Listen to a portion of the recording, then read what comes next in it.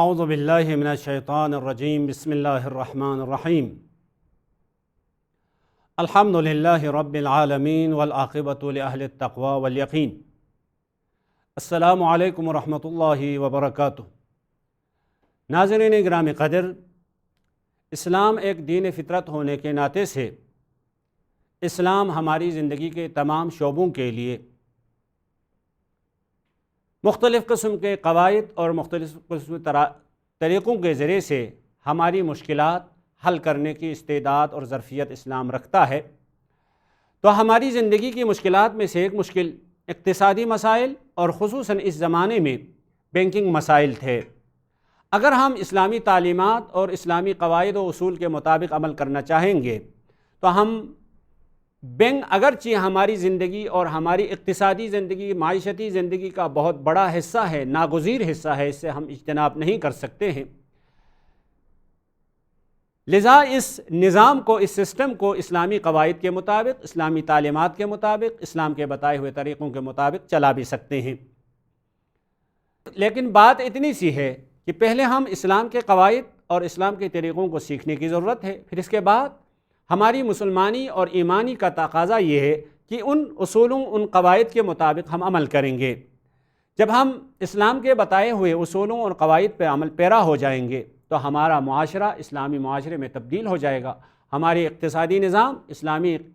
اقتصادی نظام میں تبدیل ہو جائے گا، ہمارا بینکنگ نظام اسلامی بینکنگ نظام میں تبدیل ہو جائے گا۔ تو اسی سلسلے میں آپ کی خدمت میں ہم نے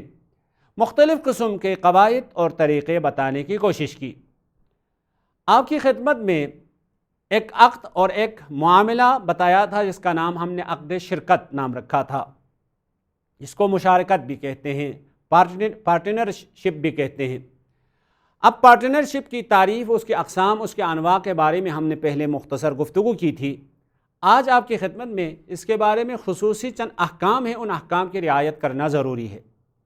سب سے پہلا حکم یہ ہے کہ جب ہم نے مال کو آپس میں مخلوط کر دیا ہے، مال کو مخلوط کرنے کے بعد، سرمایہ کو مخلوط کرنے کے بعد تجارت کرنا چاہتے ہیں تو ظاہر سی بات، تجارت کرنے کے لیے یا ہم سب مل کے تجارت کریں گے یا کوئی خاص فرد یا افراد معین کریں گے مینجمنٹ کرنے کے لیے۔ تو ان افراد کو جب ہم اجازت دیں گے تو ظاہر سی بات، اجازت دینے کے بعد اس مخلوط سرمایے میں تصرف کر سکتے ہیں، بازار لے کے جا سکتے ہیں، خرید و فروخت کر سکتے ہیں، تجارت کر سکتے ہیں، اقتصادی فعالیت انجام دے سکتے ہیں، یعنی اجازت کے بعد یہ کام ہو سکتا ہے۔ دوسرا حکم یہ ہے، جب شرکاء آپس میں بیٹھ کے چند افراد کو یا ایک فرد کو اجازت دیں گے، مثلا اس مال کو بازار لے کے جا کے تجارت کرنے کے لیے کسی خاص فرد پہ ذمہ داری لگا دیں تو وہی ایک فرد اس میں تصرف کر سکتا ہے، باقی شرکاء اس میں تصرف نہیں کر سکتے ہیں۔ تیسرا حکم یہ ہے، چلیں ہم نے کسی ایک شخص کو معین کر دیا ہے تجارت کرنے کے لیے، تصرف کرنے کے لیے، اقتصادی فعالیت انجام دینے کے لیے، تو اس شخص کے لیے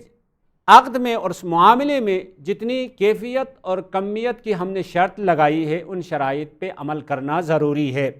مثلا اگر ہم نے شرط لگائی ہے فلان مخصوص بازار میں ہی آپ تجارت کر سکتے ہیں یا فلان مال کے ساتھ آپ تجارت کر سکتے ہیں، اس طرح سے ہم نے شرط لگائی ہے، تو وہ تجارت کرنے والا شخص اور انسان ان شرائط پہ عمل پیرا ہونے کے لیے پابند ہوگا۔ اگر ان شرائط کی مخالفت کرے گا تو اس صورت میں وہ شخص ذمہ دار ہوگا اور ضامن ہوگا۔ چوتھا حکم یہ ہے، وہ شخص جس کو ہم نے کام کرنے کی اجازت دی ہے، جس کو عامل بھی کہتے ہیں، وہ اصل سرمایہ کے حساب سے امین ہوگا۔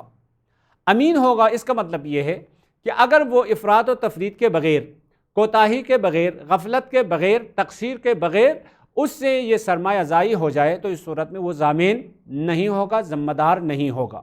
ہاں، اگر افراط و تفریط کی وجہ سے، غفلت کی وجہ سے، کوتاہی کی وجہ سے سرمایہ میں نقصان آیا ہے تو اس صورت میں وہ ضامن ہوگا۔ پانچواں حکم یہ ہے، عقد شرکت میں شرکاء تمام کے تمام سود و زیان میں، نفع و نقصان میں برابر کے شریک ہوں گے۔ البتہ یہ برابر سے مطلب یہ ہے کہ جتنا اس کا اپنا سرمایہ ہے اسی حساب سے وہ اس میں شریک ہوگا۔ لذا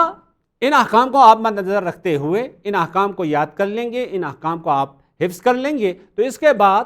بینک یعنی اسلامی بینک تجار کے ساتھ اس قسم کا معاملہ اور اس قسم کی قرارداد اور اس قسم کی ایگریمنٹ اور معاملہ انجام دے سکتا ہے۔ مثلا بہت سارے اقتصادی کام کرنے والے اور اقتصادی فعالیت اور تجارت کرنے والے افراد کے ہاں مختصر سا سرمایہ ہوتا ہے، اس سے کام نہیں چلتا ہے،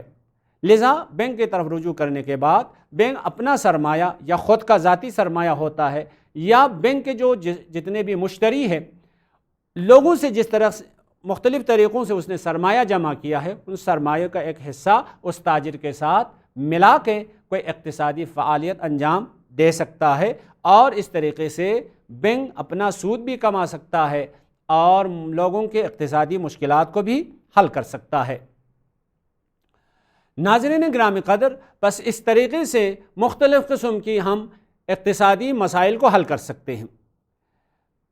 شرکت میں یہ بات ذہن میں رکھیں، جیسے ہم نے سرمایہ کے بارے میں کہا تھا، سرمایہ نقدی بھی ہو سکتا ہے، غیر نقدی بھی ہو سکتا ہے۔ اس اعتبار سے مضاربہ اور اس میں اس کا ایک امتیاز ہے، کیونکہ مضاربے میں ہم نے کہا تھا سرمایہ فقط اور فقط صرف اور صرف نقدی ہوگا، غیر نقدی وہاں پہ نہیں ہوگا۔ یہ پہلا امتیاز تھا، پہلی خصوصیت۔ دوسری خصوصیت یہ ہے، وہاں مضاربے میں ہم نے کہا تھا کام، اور آپ جو کام کرنا چاہتے ہیں مشترک طریقے سے، وہ کام تولیدی اور تجارتی کام ہونا چاہیے کہا تھا۔ یہاں پہ عقد شرکت میں تجارت کے علاوہ بھی احداث اور مختلف قسم کے زمینوں میں، مختلف قسم کے میدانوں میں آپ کام کر سکتے ہیں۔ مثلا ہاؤسنگ کا جو سلسلہ ہے، مثلا کسی شخص کے گھر بنانے کے لیے اس کے پاس تھوڑا سا سرمایہ ہے لیکن مزید سرمایہ کی ضرورت ہے، تو اس صورت میں وہ بینک کی طرف رجوع کرے گا۔ بینک کی طرف رجوع کرنے کے بعد بینک اپنا سرمایہ اس کے ساتھ ملا کے ہاؤسنگ کا کام اور گھر بنانے کا کام بنا سکتے ہیں۔ اگرچہ یہ تجارت کے لیے نہ بھی ہو، پھر بھی شرکت کے ذریعے سے یہ مشکل ہم حل کر سکتے ہیں۔ بس اس طریقے سے اگر ہم اسلام کے بتائے ہوئے قواعد اور اصولوں پہ عمل پیرا ہو جائیں گے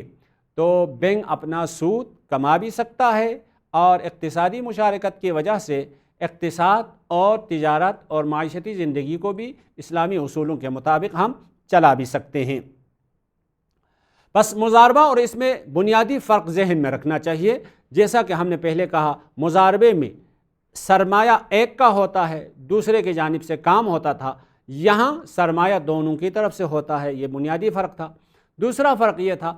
مضاربے میں فقط اور فقط تجارتی کام ہو سکتا ہے، باقی کام نہیں ہو سکتا ہے۔ مشارکت میں تجارتی کام کے علاوہ بھی کاموں کے لیے آپ شرکت کے ذریعے سے کام کر سکتے ہیں۔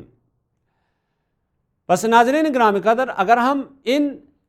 اصولوں پہ عمل کریں گے تو اس صورت میں ہم اپنے اقتصادی مسائل کو حل بھی کر سکتے ہیں اور اسلام کے اصولوں پہ عمل پیرا بھی ہو سکتے ہیں۔ چند اور خصوصیات یا چند اور احکام آپ کی خدمت میں ہم عرض کریں گے، ان کو ذہن نشین کرنے کی ضرورت ہے۔ اگر طرفین یعنی شرکت کے طرفین شرکا اس طرح سے اگر قرار رکھیں، وعدہ کر لیں کہ اگر آپ کو سود نہ بھی ملے، مثلا تجارت کرنے کے بعد کوئی فائدہ نہ ملے، پھر بھی آپ کو ہر صورت میں ہم آپ کا حصہ ادا کر دیں گے، یعنی آپ کو ہم سود دے دیں گے، اس طرح سے اگر کوئی قرار رکھیں تو اس صورت میں یہ وعدہ اور یہ قرار باطل ہے۔ دوسری چیز یہاں پہ یہ ہے کہ یہاں پہ سود کی دو حصہ ہے، جیسے ہم نے مضاربے میں کہا تھا، ایک حصہ یہ ہے کہ انتظاری اور دوسرا حصہ یہ ہے کہ واقعی۔ یہاں جو ہم نے کہا شرکا آپس میں شریک ہے، اس کا مطلب یہ ہے اصل سرمایے میں شریک ہونے کے ساتھ ساتھ سود حقیقی، یعنی جو سود ان کو ملے گا، جتنا سود اور جتنی منفعت تجارت کے نتیجے میں ان کو ملی ہے اس میں وہ شریک ہو جائیں گے، اس انتظاری میں شریک نہیں ہوں گے۔ انتظاری جس کو ہم احتمالی بھی کہتے ہیں۔ یہاں ایک اور نقطہ یہ ہے، ہم عقد شرکت میں کسی کو عامل بنایا تھا کام کرنے کے لیے، اگر وہ عامل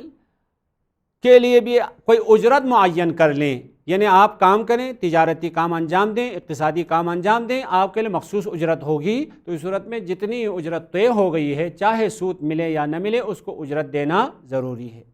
ہاں، اگر وہ کہے نہیں میں مفت میں ہی بغیر کسی اجرت کے، بغیر کسی حق زحمت میں کام کروں گا تو اس صورت میں اس کی مرضی ہے، وہ ایسا کر سکتا ہے، اس میں کوئی مشکل نہیں ہے۔ یہاں ایک نہایت ہی اہمیت طلب ایک نقطہ ہے، توجہ طلب ایک نقطہ ہے، وہ یہ ہے مشارکت ایک عقد جائز ہے۔ مشہور فقہائے امامیہ کے نزدیک عقد مشارکت ایک عقد جائز ہے، لذا اس کو معمولاً بینک خوف کرتا ہے اور ڈرتا ہے کہ اگر ہم عقد مشارکت انجام دیں کہ بعد میں تاجر کہیں کہ عقد جائز ہے لہٰذا میں اس کو فسخ کرتا ہوں تو ہمارے نقصان ہو جائے گا۔ یہاں پہ ہم نے پہلے مضاربہ میں بھی کہا تھا، اس کو لازم بنانے کا ایک طریقہ ہے، وہ یہ ہے تاجر اور بینک کے درمیان عقد مشارکت اور معاملہ طے ہونے کے بعد، قرارداد لکھنے کے بعد، کیونکہ اگر اسی عقد میں ہم شرط لگائیں گے کہ ہم اس عقد کو فسخ نہیں کریں گے تو اس صورت میں یہ شرط باطل ہے، لذا اس کا ایک اور طریقہ ہے، راہ حل ہے، وہ راہ حل یہ ہے مشارکت کا عقد پڑھنے کے بعد، مشارکت کے ایگریمنٹ اور قرارداد طے ہونے کے بعد ایک اور معاملہ ہم دونوں انجام دیں گے، وہ معاملہ لازم والا معاملہ ہوگا، مثلا خرید و فروخت کا معاملہ انجام دیں گے۔ پہلے ایک معاملہ ہو گیا عقد مشارکت کا، پھر یہ معاملہ طے ہونے کے بعد، قرارداد لکھنے کے بعد، پھر دوسرا معاملہ بینک اور تاجر کے درمیان انجام پاتا ہے، وہ خرید و فروخت کا یا صلح کا۔ مثلا بینک اس تاجر کے لیے ایک کاپی بیچتا ہے، تاجر اس کاپی کو خریدتا ہے، بس خرید و فروخت کا معاملہ ہو گیا۔ اس معاملے میں یہ شرط رکھیں، یعنی دوسرے والے معاملے میں، دوسرے والے عقد میں، دوسرے والے قرارداد میں یہ شرط رکھیں کہ ہم پہلے والے معاملے کو پھر فسخ نہیں کریں گے۔ تو اس صورت میں تمام فقہا کے نزدیک یہ والی شرط واجب الاتباع ہے، یعنی اس پہ عمل پیرا ہونا ضروری ہے۔ تو حقیقت میں یہ عقد جائز تھا لیکن عملاً عقد لازم کی طرح ہو جائے گا، لہٰذا دونوں اپنے خیال راحت کے ساتھ کام کر سکتے ہیں، اس میں کوئی مشکل نہیں ہے۔ اس اعتبار سے بس دوبارہ آپ لوگوں کی خدمت میں ہم یہ عرض کرنا چاہیں گے، اگر